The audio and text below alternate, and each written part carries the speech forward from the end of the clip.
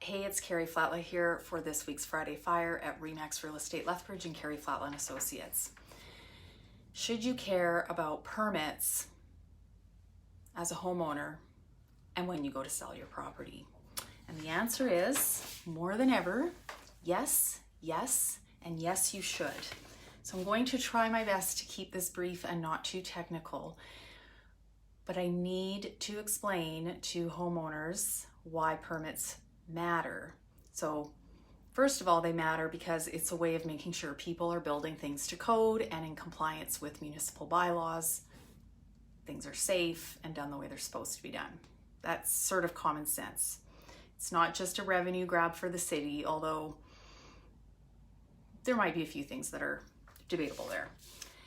But the second reason you need permits is because we don't make the rules, but they are an important part of selling your property successfully. And I'm going to slowly and simply, hopefully, walk you through the reason why. Again, I don't make the rules, I just help you follow them so you can get to closing day on time and get paid the full purchase price for your house without delay or holdbacks. So, backing up the truck, if you're thinking of doing extensive work, renovations, upgrades to your house, even putting in a new furnace, adding a hot tub, building a fence, garage, pergola, I could go on and on and on. Do your homework at the City of Lethbridge website, call Development Services if you need to, and find out if you need to pull a permit. If you've already done the work and now you're not sure if you should have pulled a permit, you can still do your homework with the City of Lethbridge and possibly look at getting a post permit. They have all kinds of information on the City of Lethbridge website about permits. So for example, this is a page off the City of Lethbridge website talking about when is a permit required versus when one is not required. So just a couple of off the top of my head examples. If you're adding a hot tub, you need a permit because that requires that you run electrical from the house to the hot tub. If you are building a fence, may or may not need a permit, depends if the fence is compliant with municipal bylaws. If it isn't compliant or it's past a maximum height or something like that, you need to apply for a permit.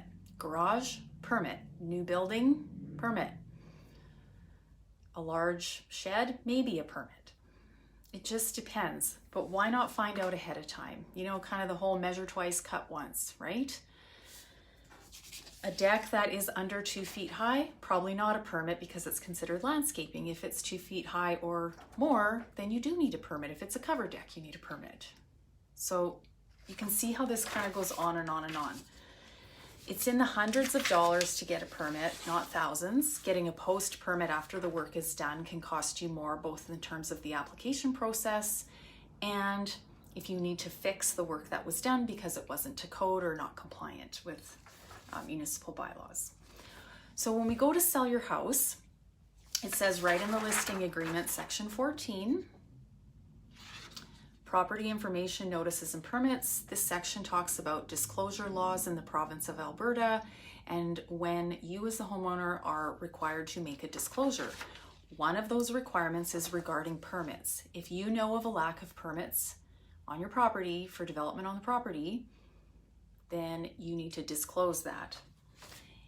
When you get an offer on the property, section 6 in representation and warranties, basically the seller, you the homeowner, make a whole list of representation and warranties to the buyer about your property.